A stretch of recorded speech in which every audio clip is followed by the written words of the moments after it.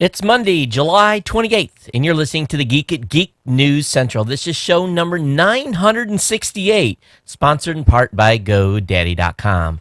Get a managed WordPress site for just $1 per month for 12 months and a free domain. Or pick up a domain name for just $1.99. All my specials can be found at geeknewscentral.com/GoDaddy. Geek News Central is a proud member of the Tech Podcast Network. Hey, folks, I got a great show lined up for you tonight. We're going to have a lot of fun. You know what comes next. Strap in. Here it comes. I'll be back with you in 30 seconds. All right, people, I need a go, no-go for the Geek News Central podcast. Digital archive recorders. We're go fly. Microphone. We're go fly. Video feed. Go. Web browser. Go. RSS data stream aggregator. Go fly. Interflux Toddism suppressor. All right. I'm confused. Host readiness check. Welcome to the show. Welcome to the show. The Geek News Central podcast is a proud member of the Tech Podcast Network. If it's tech, it's here.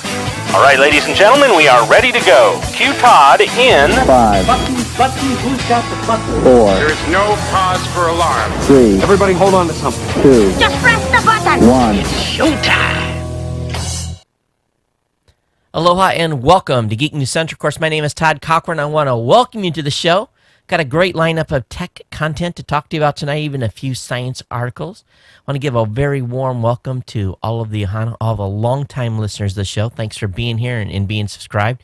We want to make sure that you take advantage of all the opportunities to really get hooked up with the show if you're brand new.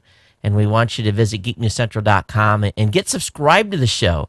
It's real easy to do so. All you got to do is go over to geeknewscentral.com. When you visit the website, you're going to find, and if I can actually bring the page up for you guys, you're going to find on the website in the second column, you're going to find information on the website to really get connected and stay connected with the show. Doing so via the iTunes subscription link or the newsletter. That way you'll get subscribed and never miss a single episode. The newsletter, I delivered that to you immediately following the show. It has all of the content that I'm going to talk about today, all the links and everything to it. So definitely there's plenty of ways to stay abreast of what's going on here with the show and keeping in contact with us. And also want to follow on Geek News on Twitter, or you can email me here at the show at geeknews@gmail.com. Small confession, I had everything ready tonight except for one thing, and I'm trying to push 3 buttons at one time and start and keep talking. it's so obvious. It makes you like, oh man, just even as we're approaching 1,000 episodes, it never fails. I always miss something. But that's life.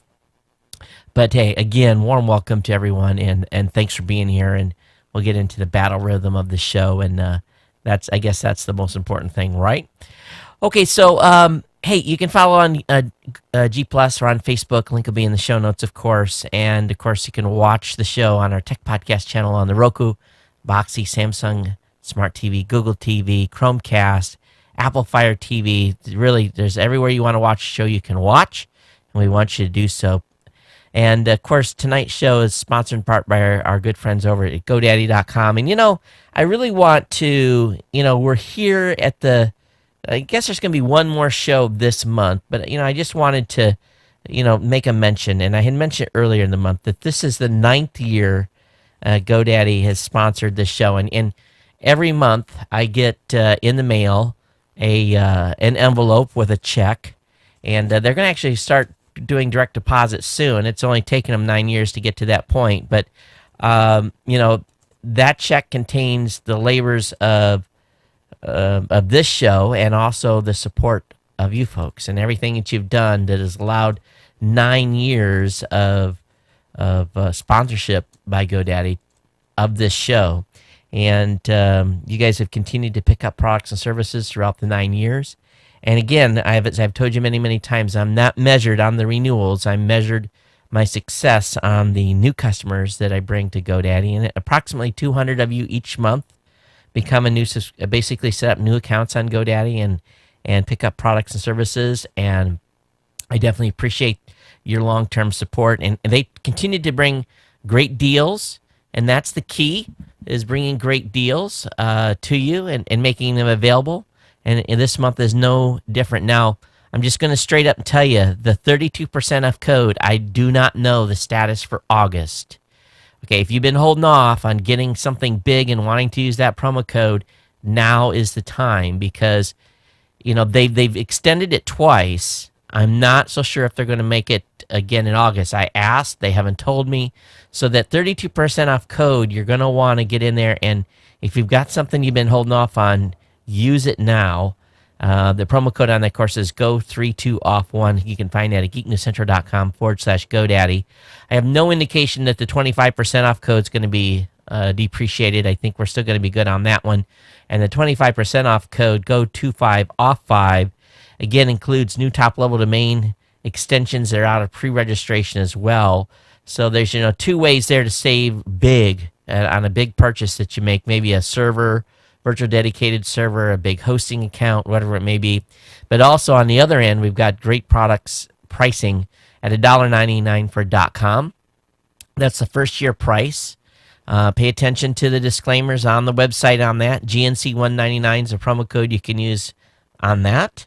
And of course, we've got the WordPress, managed WordPress hosting for $1 a month. That's when you sign up for 12 months. And also we got the just standard hosting plan, economy hosting is $1 a month. Now here's the way I kind of look at those two products. I've been doing a little research on it. If you're a complete newbie and have not any experience whatsoever doing your own site and setting up, go with the managed WordPress hosting for $1 a month with the free domain.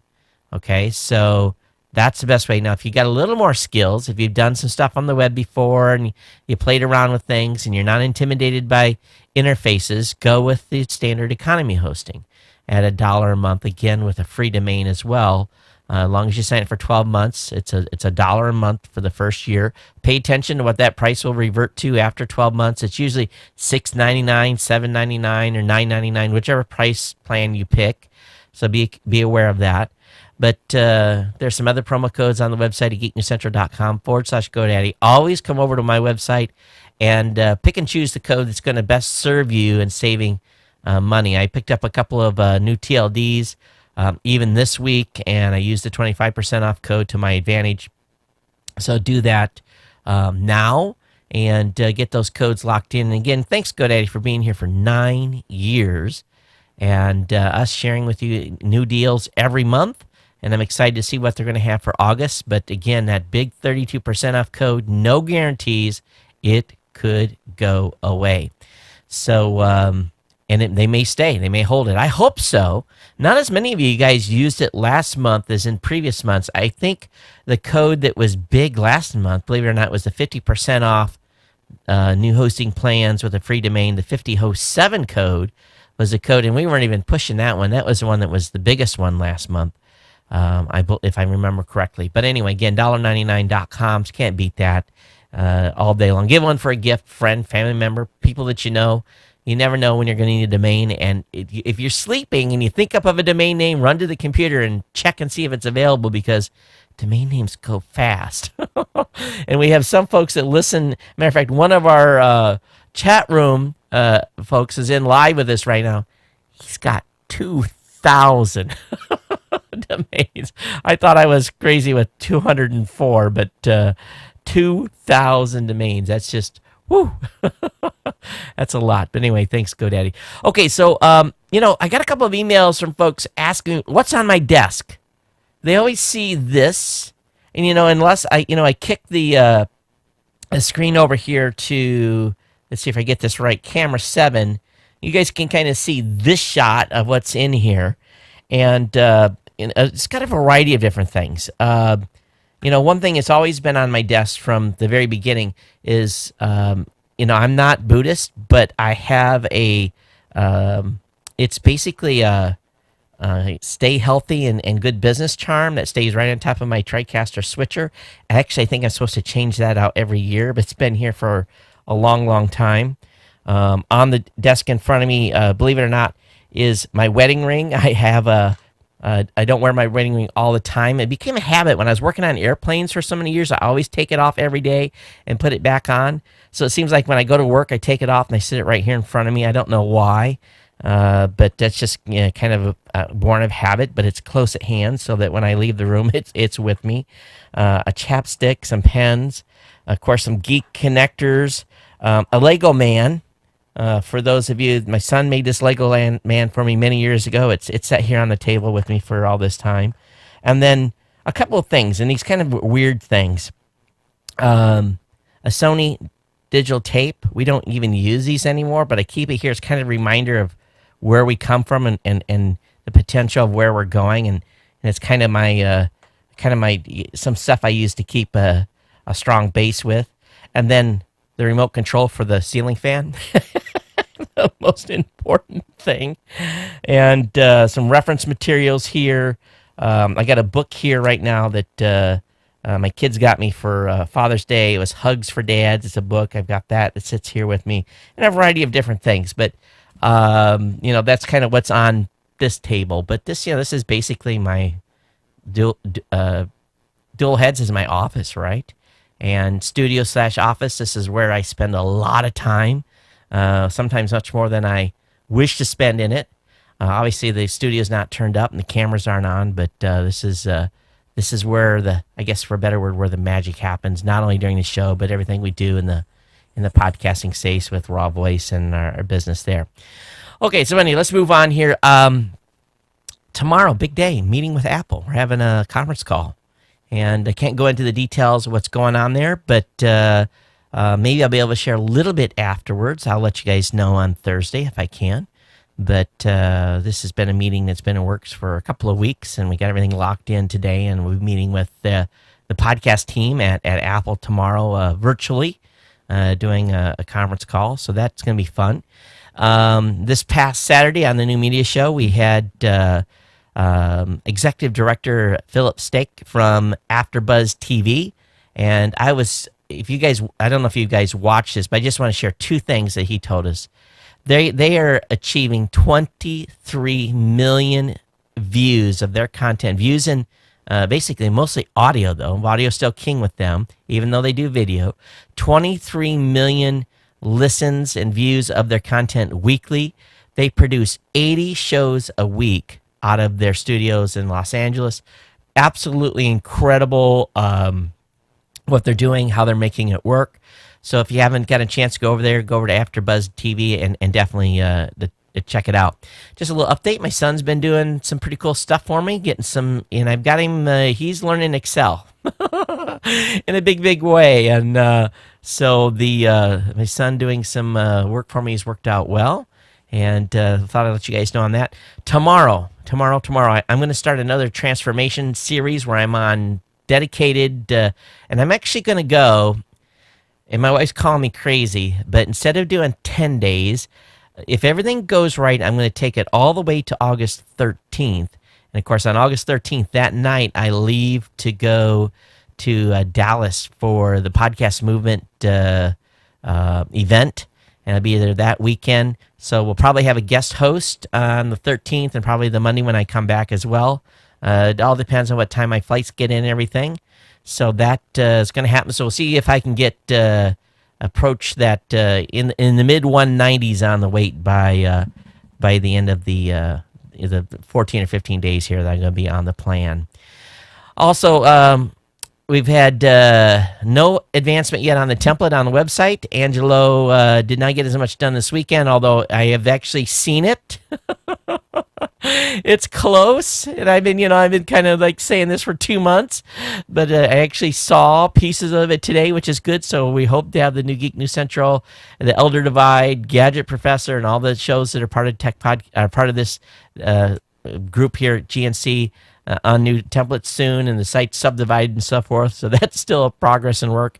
It's nuts, but it's been nuts. Business has been crazy. So that's the way it's worked out. Okay, so GNC 1000. We had a one-time donation by Sports Junk. I don't know if it's going to be a continued 1 month, but I want to thank him for that. We'll see if that comes in a following month, and we'll know that he'll be on the march to being a big kahuna. But I want to thank Ohana Mike as well, a contributor to the GNC 1000. Those are the two that came in the past couple of days, so we do definitely appreciate that. For all of you that want to support the show through a donation to the show on a monthly basis, feel free to go to geeknewscentral.com/insider. Okay, also, I wanted just to share real quick before we get into the tech, and I know I don't promise not to chat too long tonight, but did a lot of work on the Tech Podcast site over the weekend, and basically have some new shows over there. And we also clean out the dead wood, shows that have pod faded. Right now, the network's setting at about 130 shows that are producing content on a weekly basis. And really want you guys, if you're listening to a lot of tech content, we want you not to forget to get over to techpodcast.com. Check out all the shows over there. I've been going through and resampling all of our network shows over there, and going to be sharing with you some gems that I have found as we move forward. But definitely full cast of great shows over at techpodcast.com. And looking for someone that wants to be a contributor over there. We're going to be doing some stuff. We're going to essentially, that was dumb. I was looking at the wrong camera earlier. What we're going to do is work on, let me change this. We're going to work on doing some better outreach on the website. So if anyone wants to help us out with that, let me know, and I can get you set up. And it's a volunteer position initially, but if you want to help us be somebody's going to be an advocate over there doing basically some grunt work, let me know, and we'll get you hooked up. Okay, that's it on just general chit-chat stuff here. And I really need to set up tally lights, because you guys were like, where the heck is he looking at, those of you that are watching the video earlier. All right, let me go ahead and bring up the full tech content tonight. That's what you guys are all here for. And, hey, good group in the chat room tonight. Dale, Feebuck, Spitballs, and unidentified listener, thanks for being here. And we'll get right into the full stack of stuff tonight. And I want to start off tonight with, and I don't want to beat a dead horse, but any of you have been listening to me the last 2 or 3 episodes here, you guys know that I've been pushing this Muni broadband stuff a lot. And I just want to show you the dirty pool that's being done in communities that are proposing Muni broadband. Comcast used some pretty spooky, and this is according to the folks at motherboard.vice.com, used spooky propaganda to kill off local internet competitor. And let me just read one of the things they said here. Don't gamble with our tax dollars. Vote no on municipal cable TV and telephone. Another flyer, having Halloween nightmares, ghosts, goblins, witches, a municipal broadband utility.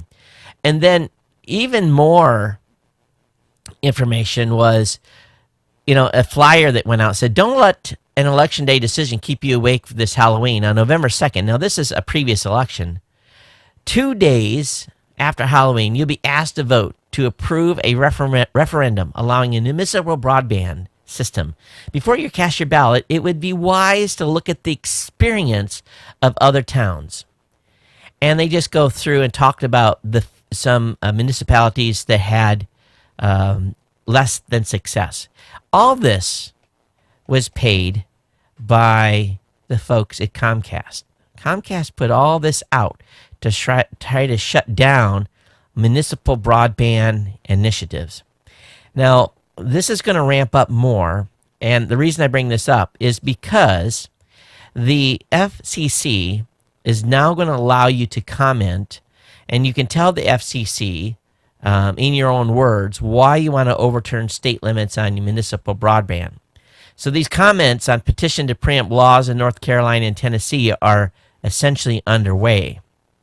So there's 2 proceedings that are going to happen. One for North Carolina, one for Tennessee. So this is only going to really apply to listeners in those 2 states. I don't think if you make a comment, it will be as effective if you're out of state. But initial comments will be accepted until the 29th of August. and reply to those comments will be accepted until September 29th. So these two proceedings are going to serve as test cases where FCC Chairman Wheeler is going to decide if the FCC has authority to promote competition in the local telecommunication markets by removing those barriers that have stopped local municipality broadband projects from starting. So, I've told you guys many, many times, if you're new to the show, I've seen muni broadband projects that really work well and have done amazing things for local communities. And the one out of Chattanooga, Tennessee, has been fantastic. The folks in North Carolina went through a bitter battle, a voter initiative, a whole bunch of stuff. And the cable company spent millions of dollars to try to get these initiatives shut down because they're bringing competition. And some of you may not think government should be in the broadband business, but oftentimes government is the only one that's going to bring broadband to areas that are underserved. My mom will never get internet service where she's at that's wired. It'll always be wireless, unless she pays tens of thousands of dollars to basically have a cable brought in from like 3 miles away where the closest cable connection is. And that's, in today's age, to pay tens of thousands of dollars to just get a wire down your road, some people will pay that. It's worth their time and money to do that. But not everyone can be in that position to pay to have that cable brought in. And these local initiatives allow them to piggyback on existing infrastructure and so forth. So definitely consider making a comment if you live in one of these two states. I'm sure they'll take them from all states. But again, this municipal broadband stuff is big. And why? And it goes back to the net neutrality thing as well. With the municipal broadband, they're not going to be they're not going to become a toll troll like a Comcast has become, or what it appears what Time Warner's trying to do. But Time Warner actually made a comment, and I have to give it to their lawyers to put some pretty crafty language together. But Time Warner Cable claimed Google and Netflix are the real threats to net neutrality. Now, listen to this. And again, we've got to hand it to the Time Warner Cable lawyers here. They deserve really like an A+ for creative writing. Per the National Journal, both Time Warner Cable and the National Cable and Telecommunications Association lobbying groups have filed comments with the FCC warning that major internet companies such as Google, Facebook, and Netflix are the real threats to net neutrality because they could threaten to charge ISPs extra money for the rights to let their customers access their websites. Did you hear what I just said, what Time Warner Cable said? They said that companies such as Google, Facebook, and Netflix are the threat because they may charge the ISP to allow...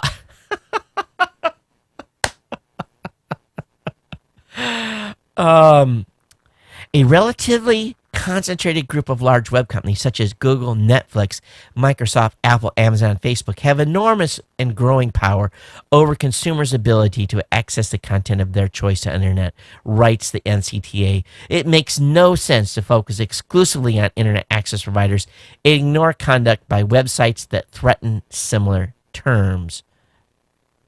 Oh my goodness.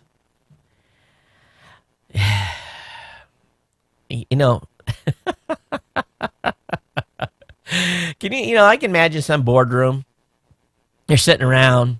Let's do a role play here. It's the mid-60s, and everyone's got a cigarette.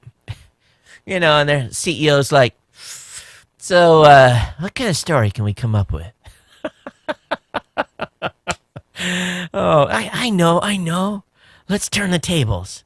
Well, let's make them look like the bad guys and say that they may charge us to allow our customers to get to Google's content. Oh, it's just, these folks have seriously lost their minds. And when I read this today over at BGR.com, I just shook my head. But I guess the cable company lawyers need to make a living too, right? And they have to come up with some original arguments. Can I sign up for that? I bet you those lawyers got paid about $1,000 an hour, and they probably, to come up with that paragraph, they probably billed the ISPs for 100 hours of work to come up with that crafty language. Oh, it's always, I know we have some lawyers that listen to the show, but you guys always are at the butt of all jokes.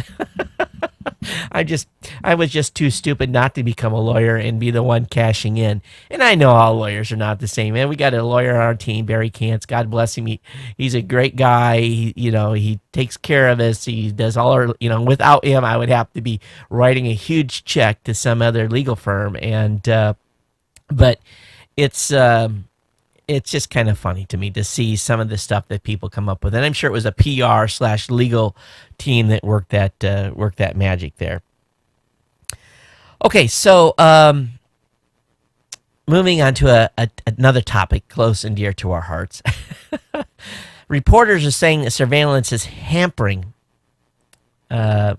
Basically, a report says surveillance is hampering journalists. Revelations over the past few years about how U.S. security officials have the ability to track people through their phone, email, and other electronic records, according to the Washington Post, are making it harder for journalists to report on what the government is doing to essentially two human rights groups are saying. Human Rights Watch and the ACLU said in a report issued Monday that the access to data as detailed in leaks by former NSA spy Edward Snowden, coupled with the Obama administration's prosecution of people for leaking classified information, is having a chill effect on reporters. Now, I'm going to be honest with you. You go into the government, you sign you swear an oath, you sign a piece of paper, say you will not share classified information. When people do that, the government has a right to go and prosecute them, and they do, and they get to time and get put in deep cells and deep, black, dark, dingy, cold, very alone cells. And but that being said, journalists apparently are not getting as many people to whistle blow. They're not people are not as willing to talk, and because of the tracking that's going on. There was about 46 journalists, 42 lawyers, and some present or retired national security officials who were interviewed for the report. And the folks from the Justice Department said this report that was published relies more on opinions and less on facts or statistics to bolster the claims. Of course, I don't know how they're going to get facts or the actual data to back up who's been rolled up or who's been told to shut up, or who's been, whisper in the ear, if you say anything, your family's going to disappear, one of those types of things. But, reporters are trying to figure out what to do. And, of course, if they turn to encryption, they're worried, that's going to flag me. It's going to make people look closer at what I'm doing. And also, when they're getting ready to break loose a big story, they have to try to cover their tracks, and oftentimes they say they'll actually call all their sources. So they'll go through their Rolodex and call, 50, 60, 80 people before they break a story, so that if someone's actually trying to figure out who leaked information, there's a pretty wide spread. One guy is even going so far to say is when he picks up the phone and he talks to someone, and let me give you the exact words he's saying. He's going, this is what he says. I'm a U.S. citizen. Are you? And this is at the beginning of any cell phone conversation, because he's saying if he says that, I am an American citizen. Are you? And the other person says yes. Technically, the government has to get a search warrant, blah, blah, blah, to be able to have reasonable cause, to be able to monitor your conversation. They can't do that just on the whim. They're not at least supposed to. So it's kind of an interesting. Do I think that is going to make a difference in everything we've learned over the last year? Who knows? But this is one thing that he's using to try to, put someone on notice that, hey, I'm a U.S. citizen here. You're not supposed to be listening to me. But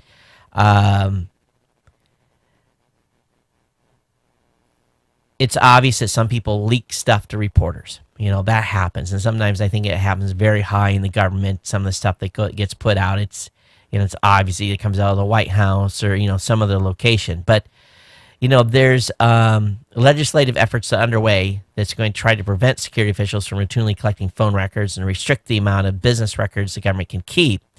And matter of fact, there's going to be tomorrow the let's see if I can find it here. The Senate is expected to unveil their broadband NSA reform bill tomorrow.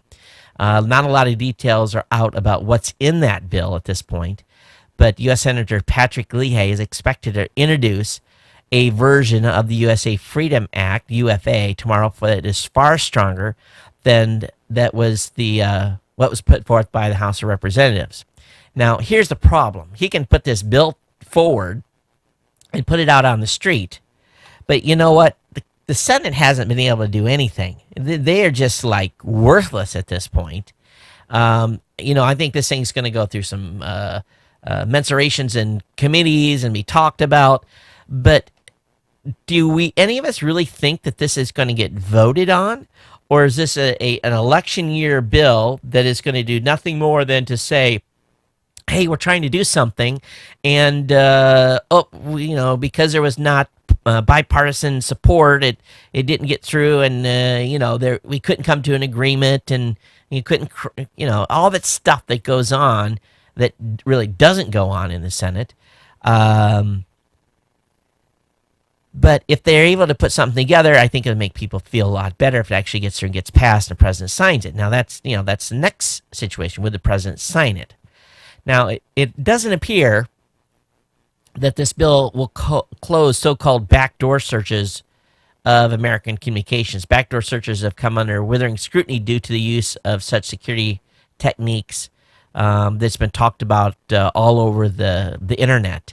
But the proposed Senate bill would at least close the door on the metadata program, and it will be important to look into its ability to more broadly end bulk collection of data relating to the telecommunications of American citizens. The NSA has a wide, diverse set of allegedly tools that. So, any long story short here is, even if the Senate manages to pass something, it's not going to be the end all that probably some people would want. And it's just something that at this point we'll have to watch where it goes in the space and keep abreast of it. At the same time, the feds and FBI officials are actually saying, and they told the Washington Post, that the FBI is having trouble fulfilling legal wiretaps because oftentimes the people that are being are suspects are using a wide range of chat and online communication channels. So basically, some of the chat services don't have the capacity to be intercepted. We all know that, and it's widely known that telephone networks, traditional phone networks, and ISPs are required to build in government intercept technology, but companies that offer chat apps and other communication services aren't required to do the same. And there's over 4,000 services that allow people to connect online, and most of them don't have built-in intercept systems. Now, the FBI has obviously pushed to change that, demanding for the power to make chat programs install surveillance gear, and they've been trying for years, and it hasn't happened yet. Appears, though, that some companies that have been served with a warrant to allow access to something draw out the process of negotiating with the government. Others provide internet basis hours after they're sent, or offer minimal forms of compliance, weekly screenshots of suspects' communications, for instance, and argue that they fully complied with the law. And basically, the FBI wants that change to be able to access anything anywhere as long as they have a warrant. So, it's all pretty eye-opening when you look at the scheme of things, and we'll have to see where this goes. But, it's election time, so if you go to a town meeting or you meet a representative, whether it be state or federal, or your state senator, your state House of Representative, or your local constituent who's actually at the state level, talk to these folks and tell them what you think, and give them your opinion. And at the same time, there's you just have to and speak your piece. And if you do that, enough people do that, then things may over time change. It's hard to say. All right, I want to switch gears completely. We're going to leave that segment of the show, and we're going to move into talking a little bit about the cloud. And I wanted to talk about this basically, as I called in the headline of the show tonight, talking about the cloud space. And lots of articles since Amazon announced their earnings report. And, I've been watching, I'm an early adopter of the cloud. A lot of the services that we run at Raw Voice run in the cloud. And the power of it is pretty incredible. Given, for example, a change I made to podcastawards.com, and again, that's my own personal site, is I used to have that setting on a dedicated server. And that dedicated server would cost me close to $2,000 a year just to maintain it. And really, 10 months out of the year, that server would sit there and deliver 2, 3, maybe 5,000 hits to the website a day. And that really was overkill. That could have been on a shared hosting account. And then come the nomination and review and voting period, that server then would boost up, and we would see anywhere as high as maybe 300,000 to 400,000 hits on that machine in a single day. And that was the smoke would be rolling off that thing. The thing would be having a hard time keeping up. So what we did is we decided to take Podcast Awards in order to do some cost savings. I took podcastawards.com and I moved that site to the cloud. And basically what I do is I've got that site running on a very small virtual server. It cost me $10-12 a month. And then at about 2 weeks before we'll open the nominations, I'll reboot that machine, just go into the console and reboot that machine into a massive instance that can handle the load that's coming on. Now, I'll probably spend in that month $150, maybe $200 to run that in the big instance, and probably for 2 months. But at the same time, I've just saved myself $1,500 because I didn't need that big server the rest of the year. So this is one of the ways you can use the cloud to your advantage. When you need those extra resources, you can get them. Now, I still hardcore believer in the dedicated servers. That's for Geek News Central and everything else I run. But at the same time, the cloud has given me some opportunities to reduce costs over time and some stuff that's just it's a line item year after year after year. So we know Amazon's been huge in the cloud, and they were the first Amazon S3, EC2, CloudFront, Route 59, all the stuff they have over there, and they have a massive amount of offerings. And again, this is not for the faint at heart. Many of their services, you need someone pretty savvy with running a server or setting up services. This is, again, it's not like a plug and play. GoDaddy's absolutely wonderful for going over and easily setting up a website and even buying your own dedicated server. But when you're going to go over and set up like an Amazon cloud server, it's not, you can follow the instructions, but it's going to take you a while. So it's definitely been, a geek's paradise. People go over there and set up test servers and stuff. They can run them up, run them down in the same day. They can carry a few bucks of cost, and it works great for development. They've been the king of this for a long while. And Microsoft and the change in leadership over there now is really focused on the enterprise more and more. And they're really coming after Amazon from a pricing standpoint. So what's going on is this war, this pricing war. And as we've talked about in this show, every 2, 3, 6 months, Amazon's announcing a price drop. And I mean, it's been incredible price drop in everything from their CloudFront service to storage. I look at storage now on S3 on Amazon, and it's like, it's a no-brainer to put a lot of stuff up there. It's very inexpensive to storage. And they've got like an even more dedicated backup system that basically is like for permanent archiving stuff, where you only need to get into that type of data once in a blue moon. And it's, again, a very, very low cost. Well, when Amazon's chief financial officer briefed investors about the results in a conference call on Thursday, he did his best to portray price cuts of 28 to 51% as customer-friendly gestures. Hey, don't get me wrong, I love those price cuts. But at the same time, Microsoft, Google, HP, IBM are now competitors. Now, IBM, Big Blue, they are, you talk about a big company. HP, they may not be in the desktop business as much as they used to be or in the laptop business, but they have a huge enterprise offering. And of course, Microsoft, they're sitting on 83 or $100 billion in cash, and Amazon's got, $7 billion in cash? So who's going to win this price war, right? At the same time, Microsoft has grown into the number 2 cloud player behind Amazon, and it's gaining share. So the investor's a little nervous over at Amazon and what's going to happen over there from are they going to be able to hold their own? And we'll have to keep a close eye on this, because I think this battle's going to get even more ugly. And it, basically the guy with the biggest bankroll is going to win this. But, Amazon's not getting any smaller. They're building 6 new warehouses, which are basically their fulfillment centers. They're building 10 more sortation centers. And basically, this is where Amazon organizes package so they get to the optimal post office or delivery truck. They're investing $100 million in original content, which we talked about already on the last show. And they're moving into China, India, Italy, and Spain. And, of course, they're offering their smartphone and Fire TV offerings. So it's not that they're, losing any money. How many of you spend $100 or $200 a month on Amazon? My monthly, just because we get the free shipping.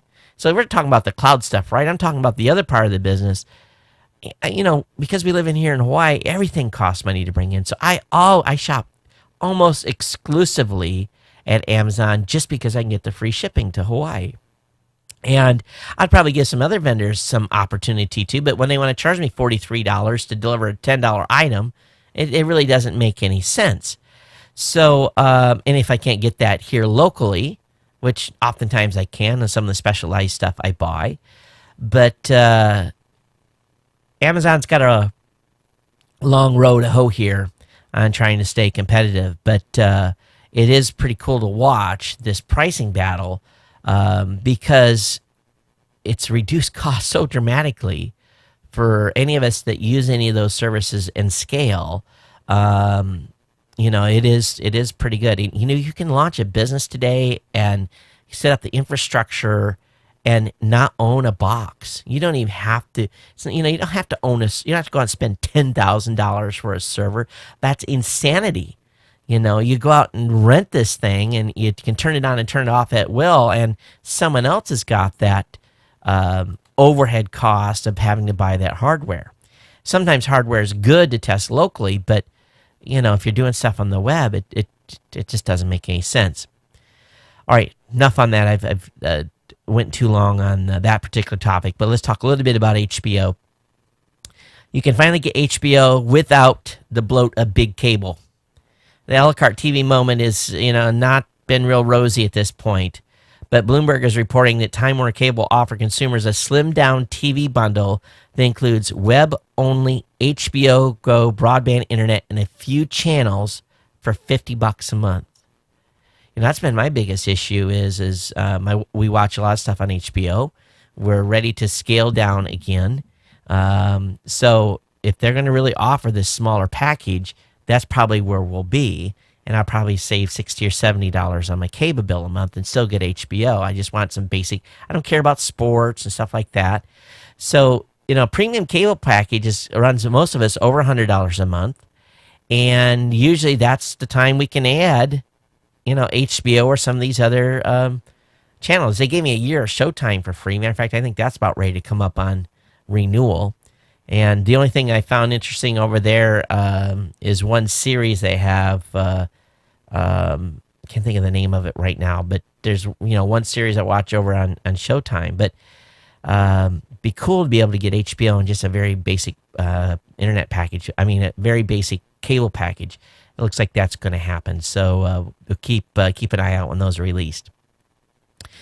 All right, there's possible MacBook Pro spec bump. And if you've been holding off on buying a new Apple computer, Mac Pro specifically, as a matter of fact, this weekend we were in I was kind of shocked. My daughter is getting ready to go to college, and I told her, okay, which way to go? Win a PC or Mac? And she really didn't care. She's either way. She's been using both here at the house from the beginning. So we went over to Best Buy, and I just wanted to find something, and it's amazing. College kids getting ready to go to school, and all of a sudden, the sub $1,000 laptops are no longer to be seen. Everything's 800, 900,000. I'm like, where's the $600 laptops I saw 2 weeks ago? And, I'm like, where's, and I'm asking the guy, where's those at? And he's, oh, we haven't had any of those. I'm like, no, I was in here and I saw some. So it's interesting, all these college students in buying computers, and I'm like, okay, forget it, honey. We'll just go home and we'll order online. We'll get you a computer. But, I was looking at the MacBook Air, and we were really kind of talking about, okay, what are you going to use it for? What do you expect? And, she doesn't have big needs. And, it's basically, she does a little photo editing, little video editing, little, and then going to be doing stuff with writing papers and, typical stuff college students are going to be doing. And she doesn't care. But I had to look at the Macs. I was like, based on everything I'm seeing over here, maybe we will go with a Mac for you. I don't know, but we'll make a decision soon. I'll let you know. But she's not getting a MacBook Pro. But a MacBook Pro is apparently going to be the 15-inch specifically. And again, I'm a big fan. The bigger the screen, the better. Sadly, that's not the case. Not available anymore. But they're going to be coming out with a faster Intel i7 CPU. They're going to sport 16 gigs of RAM by default, which is good. The new i7 will clock in at 2.5 gigahertz. It's going to come with a 1 terabyte solid state drive, an Intel Iris Pro, an NVIDIA GeForce GT 750 GPU with 2 gigs of VRAM. And this is on a Chinese site that this is what basically someone has probably put something up sooner than they should. So maybe next month these will get kicked. I'm not in the market for a MacBook Pro. I am still in the market for a desktop.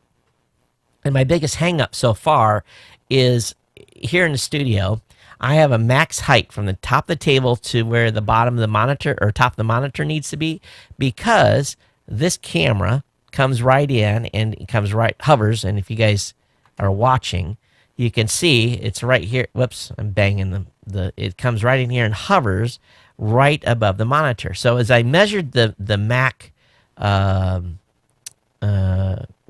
basically the desktop versions of, what do they call those stupid things?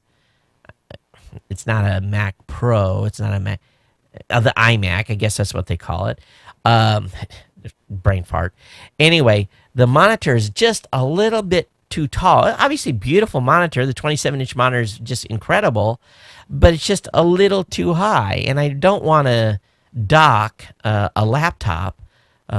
So again, and I look at the price difference, and the Cube continues to call me. It's not in the budget this year, but my biggest challenge is just studio setup and what I need for a monitor. I probably, you go with that all-in-one deal, you have to take what they have or go with a smaller monitor. So anyway, it's big decisions, right? But that monitor is beautiful, absolutely. All right, if for you business folks out there, Amazon's going to be coming out with a mobile credit card reader, and I think they've done a deal with Square. And they're going to be available in Staples apparently very soon for $29. So if you want to pick up a credit card scanner and hook that up to your business account, be able to scan credit cards wherever you're at, you can do so. Also, there's some news about solar cell technology. Basically, they've come up a way to construct them that allows the solar cells to be cooler, and that's a big thing. Just like any type of electronics, when the device is cooler, it runs more efficiency. The same thing with solar cells. So this is pretty cool. Apple's been involved in some of the development here, the R&D. So this is pretty exciting stuff. But they're going to have some new active cooling technology built into upcoming releases of solar cells. Also, I heard there was a big deal with China got whacked with some tariffs, like 27 to 41% tariffs on photovoltaic panels coming into the United States. So it's definitely going to cause an increase for anybody that's thinking about doing PV, and you were thinking about maybe going with a Chinese panel. You better move fast, because when those panels run out, the new ones that are being imported will be subject to that tax. And I personally, I like the LG panels myself the best. They have a real good efficiency. Of course, LG makes several of them, but LG is, in my opinion, has one of the best panels out there. All right, switching up here a little bit. I found I was involved. We got to go way back. Back in, let's see, what would have been the year 90. I don't know if I've told this story or not. See, I was in 84 to 87, 88, 91 to 94. I was in Guam. So about 93, I was stationed in Guam, and I had been recently divorced, and I was living, had a roommate, living on the beach. Had a roommate, a house, and it was right on the beach. It was a great place to be a bachelor, a new bachelor. But anyway, I was hanging out this place one night, and I met these fellas, and they were from out of town. And I'm like, "What are you guys doing here?" And he said, "Oh, we're part of the team that's bringing in an underwater cable." And they said, "We're bringing in a fiber cable." And I'm like, "What?"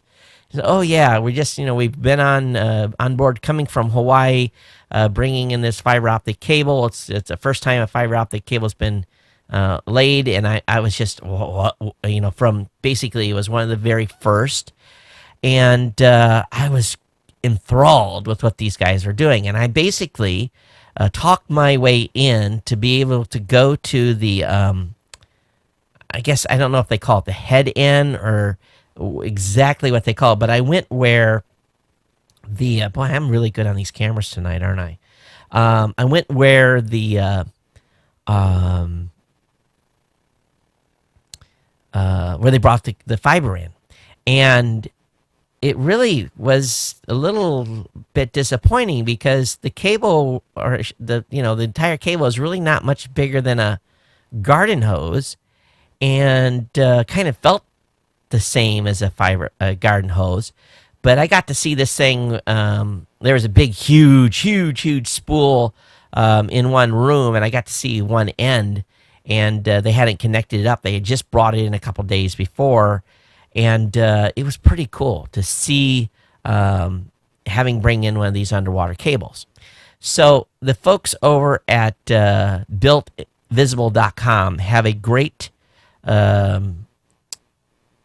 website about all the cables that are basically buried and servicing the world, moving data. And it goes into where they are, when, how, even talks about some cool things that happened in the early days. But I was pretty jazzed to be able to get the opportunity to see that happen when it came in the late 90s. But this is a cool article. I think you guys will get a kick out of it, those of you that are super geeky here, part of the Ohana. How many of you picked up a 4K TV? Well, 4K is kind of like 3D TV. It's not doing real well right now. And 4,000 pixels is a niche, and a lot of people are not buying them. And I hate to say it, but I'm not surprised. I think it's just going to take a lot longer for adoption, and the price needs to come down a lot more before it happens. But there's a good article talking about the issues surrounding right now the 4K industry and how it's lagging. Over in the New York Times, I got an article talking about how to charge your phone in 15 minutes. Well, it's kind of a misleading story. It talks about a new charger that's out there called the Ultra Pack. And this Ultra Pack is no different than any other backup battery that you'd carry around, one of these bricks. But the difference in this is, when this thing is completely discharged, you can plug it in and get enough charge into that Ultra Pack to be able to charge a cell phone a single time within 15 minutes. it's got this fast charge capability. It still takes like 90 minutes to charge it all the way up normally, but in 15 minutes you can get enough juice into the battery so if you're at the airport or something, you can run and then charge your phone slow charge in transit or wherever you may be. So definitely want to check this one out.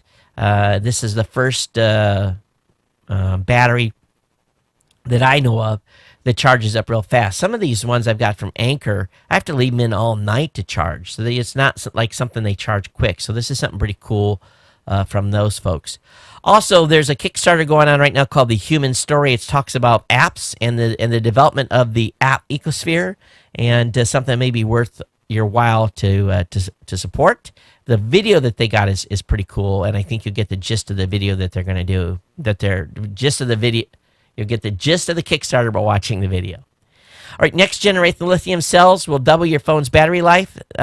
Stanford University has been busy, and they've come up with a way to basically develop a lithium-ion battery that squeezes more ions in, or more lithium in, and so this is kind of cool. And of course, I'm sure this is going to have to go through several years of testing to make sure that they're not going to catch on fire.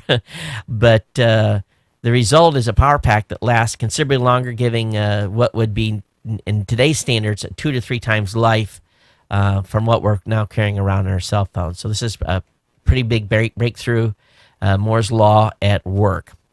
Also, every once in a while I find these weird wacko sites, and some of them are pretty good. The survivaldoctor.com, I'll have that link up in the show notes. This is a guy that dispenses substantial medical advice, and basically he's got three pretty cool books. So if any of you guys out there are preppers, Duct Tape 9/11, Living Ready Pocket Manual First Aid, and the Survival Doctor's Guide. And he's got lots of tips in there. There's a good interview with him over on indefinitelywild.gizmodo.com. Have the link, of course, up in the show notes for you to check out. Also, a little kind of a cute tidbit. Do you guys know that the smallest landowner in New York City has like 500 square inches? It's kind of a comical story, and it's just more information I thought you guys would get a kick of than anything else. Also, talk about a marketing thing gone bad.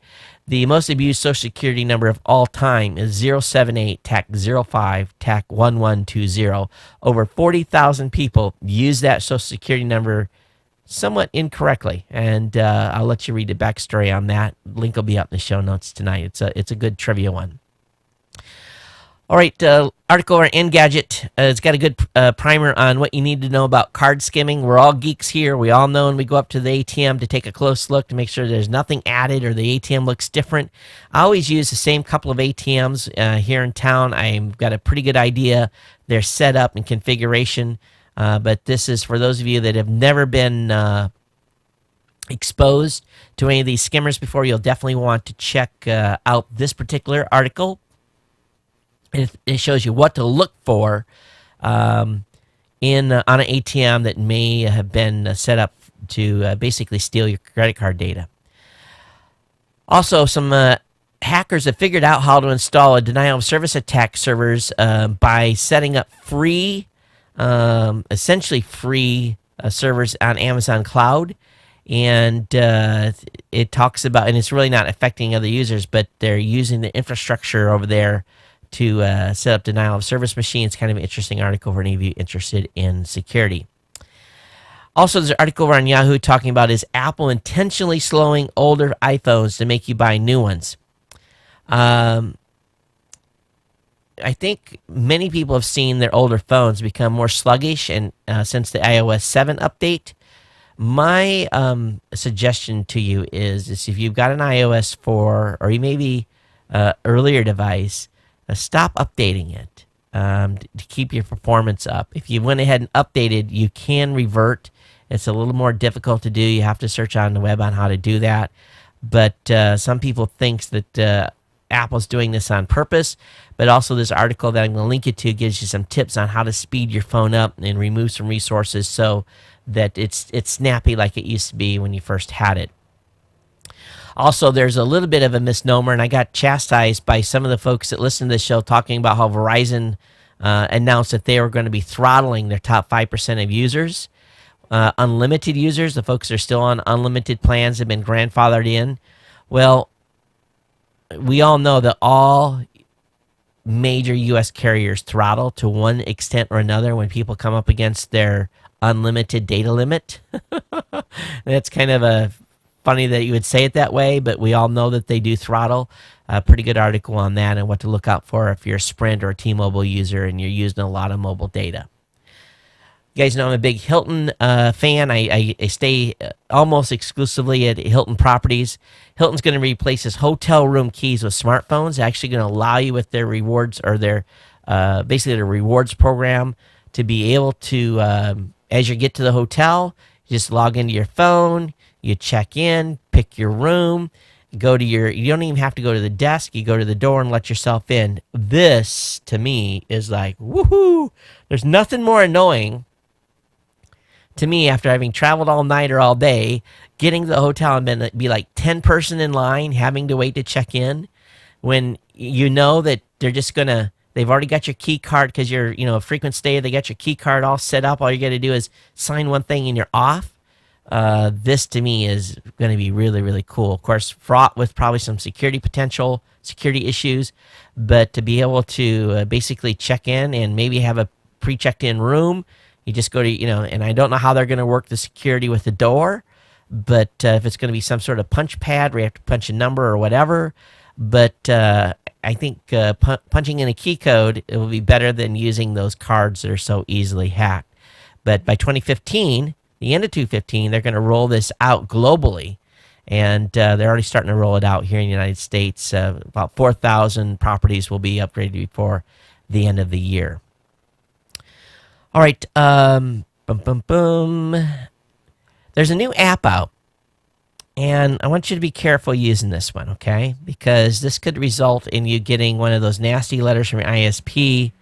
It's called Popcorn Time, and it's been dubbed the Netflix for pirates. And it's been making waves recently because it makes finding and streaming pirated movies and TV shows easier than it has ever been before. The app is also quite sleek, with a nice user interface and apparently equally elegant code.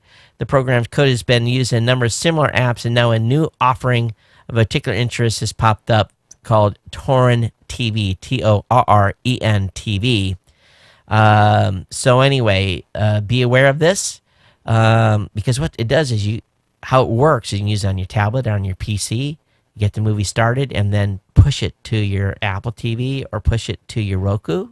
That's how they're working this, so just still be aware that you can be tracked on anything you're streaming that you probably should have paid for, okay? Got a lot of stuff and not a lot of time. I jibber-jabbered too much earlier in the show. Good article on Extreme Tech talking about what would happen if you got hit by the main beam of a particle accelerator like the Large Hadron Collider.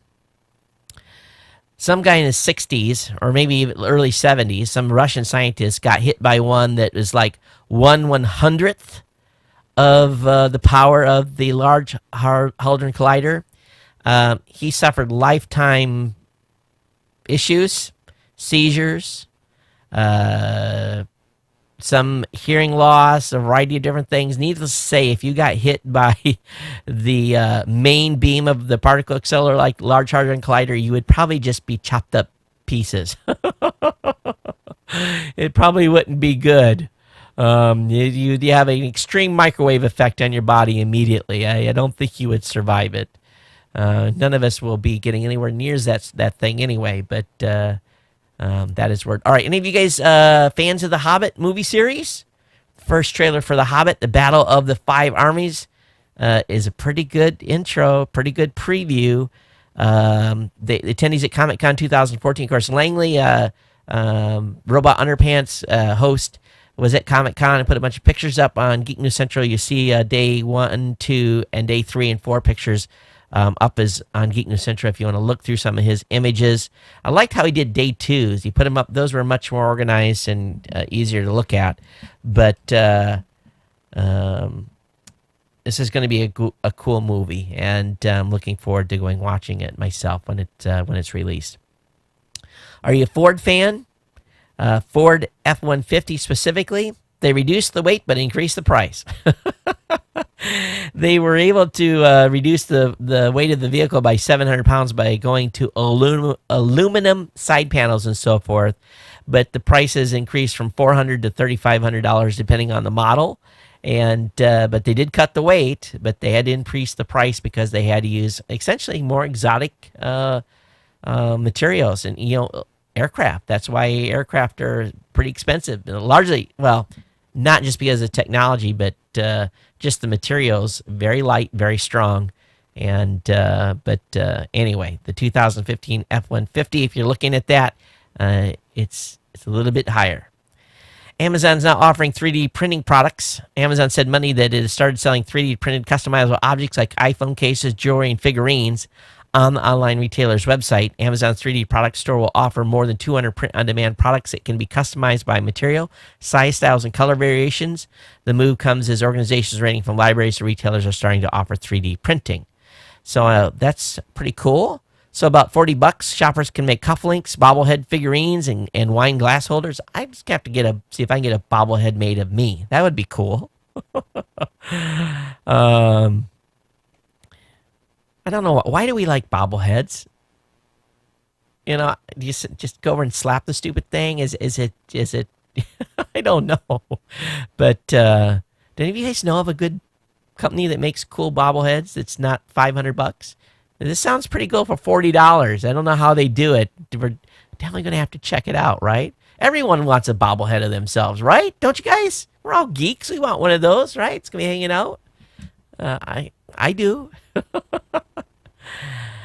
Electronic Frontier Foundation asked a court to declare the NSA's Internet Backbone collections unconstitutional in a filing to the court. And it's one of the ongoing battles has laid out reason for dismissal. And reason for basically ruling that their internet backbone is not goes against the Constitution. So, long story short, this is a pretty long read on the article.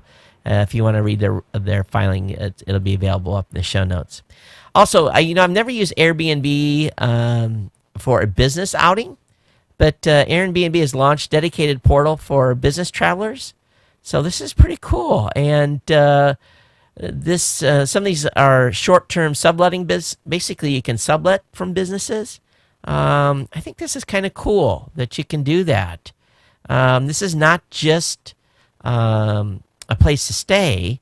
This is a place to go work out of. Maybe an office or something for a couple of weeks. So this is pretty cool. I think this is an interesting development here for subletting. And subletting is big in the business world because, if you're a business, you don't want to let space go to waste. You're paying by the square foot in most cases, and you want to utilize every inch possible to get your best bang for the buck, and subletting is a big deal for a lot of companies. All right, ladies, you're going to love this. Women's brains got a huge boost from better living conditions. Compared with men, European women experienced greater increases in cognitive abilities during the 20th century. While the fellows were out slaving in coal mines and factories and doing hard labor, the ladies were in homes that had a little better conditions, and they got the advantage of that, where us fellas, we kind of came up short. But you ladies already knew that already, right? Okay, we know. Little space news, and this is important tonight. The Delta Aquaride meteor shower is peaking from tonight until Tuesday, July 29th.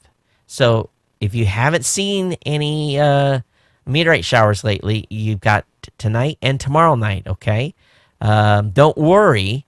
If you're not in Arizona and the Canary Islands or off the west coast of Africa, you can still watch. They've got some live sites that are streaming it, okay?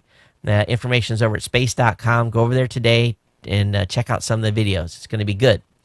NASA is also repositioning Mars orbiters to avoid a comet flyby. Now, wasn't following this up until today, but the comet dubbed Comet C/2013A1, Siding Spring, is on path to make what NASA is calling a close flyby of Mars on October 19th. Scientists have projected the trajectory of the comet's nucleus coming within 82,000 miles of the red planet. That's close.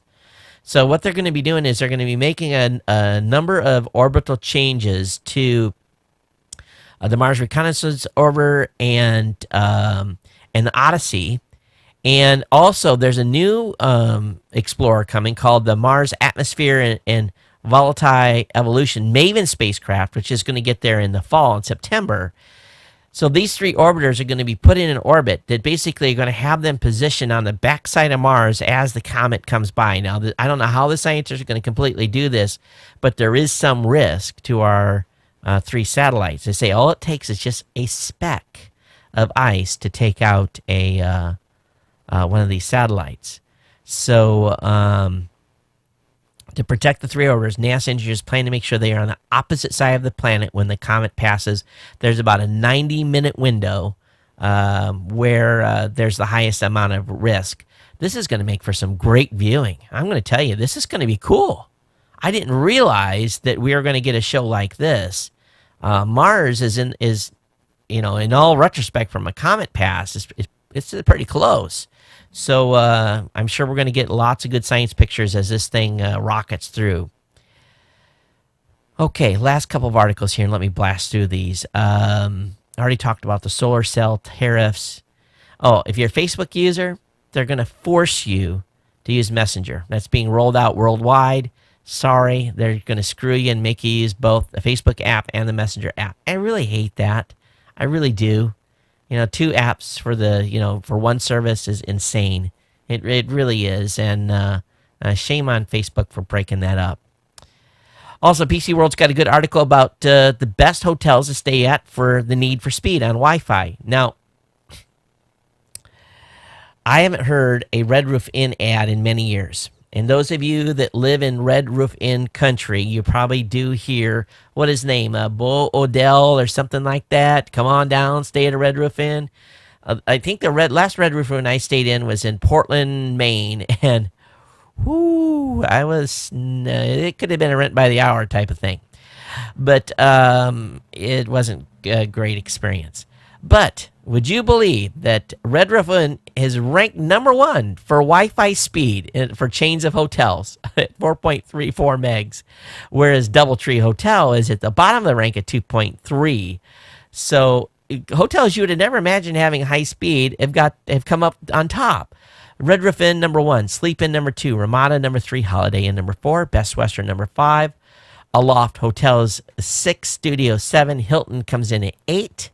And the delta between fastest to slowest is Red Roof at 4.34 megs per second and DoubleTree at 2.32.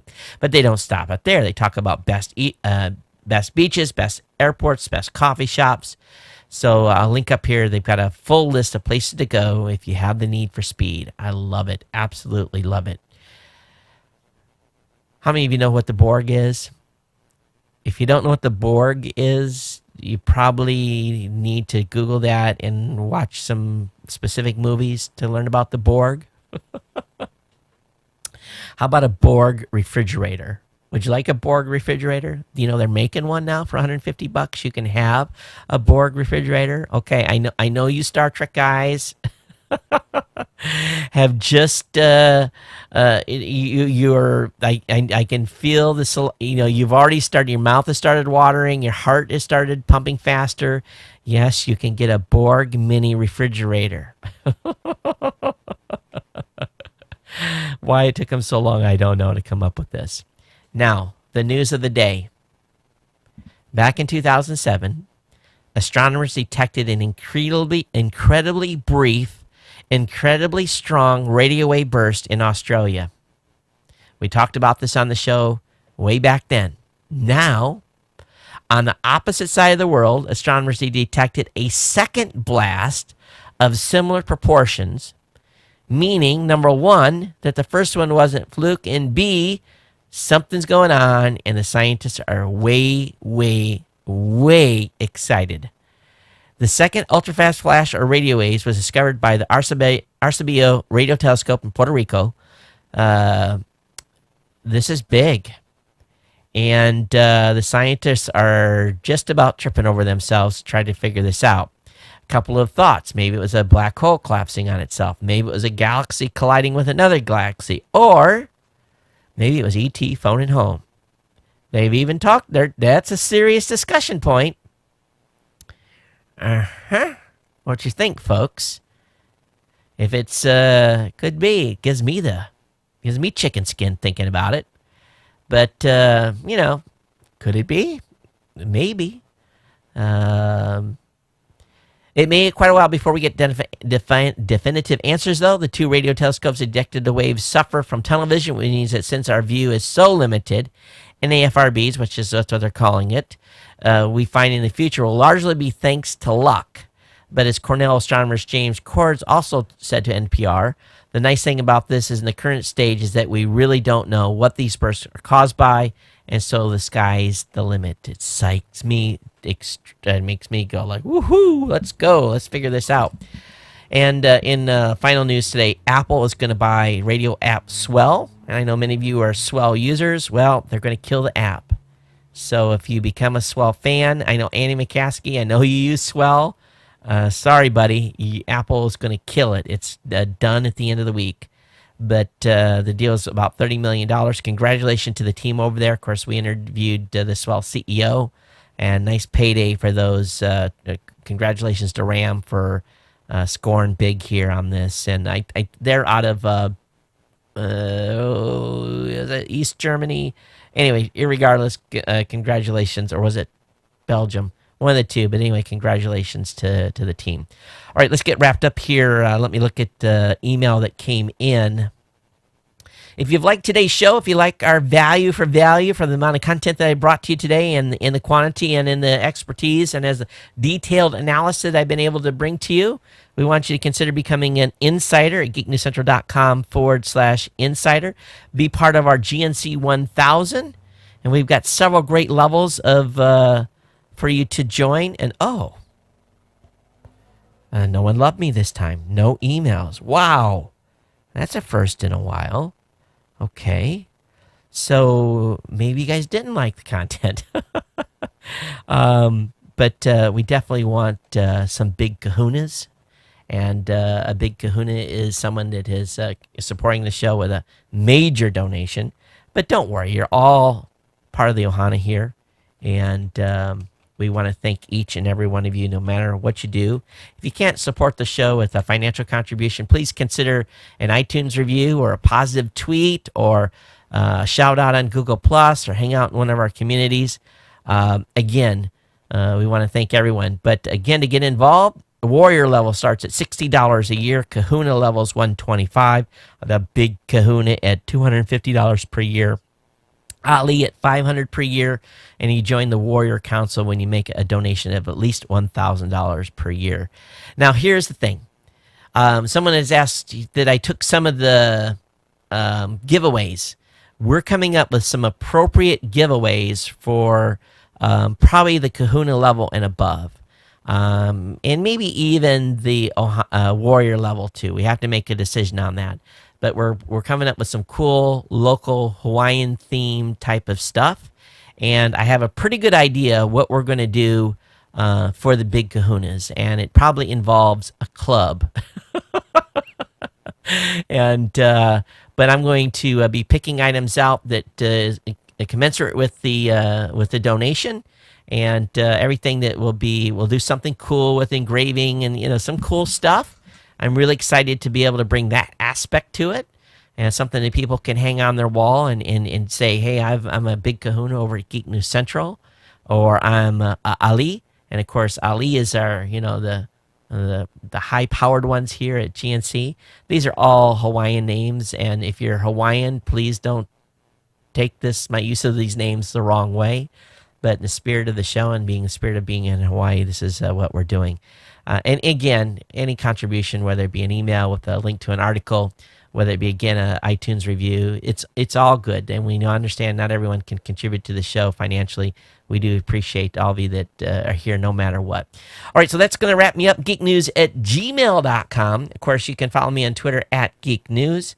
And sorry about me not knowing which camera was on tonight, but you got to see the side of my head for a while and looking the wrong way. but hey, that's the way it happens sometimes here at Geek News Central.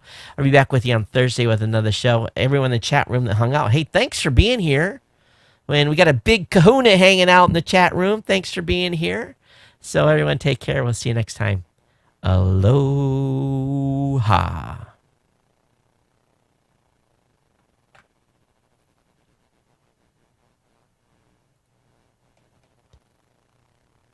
Bye-bye, YouTube.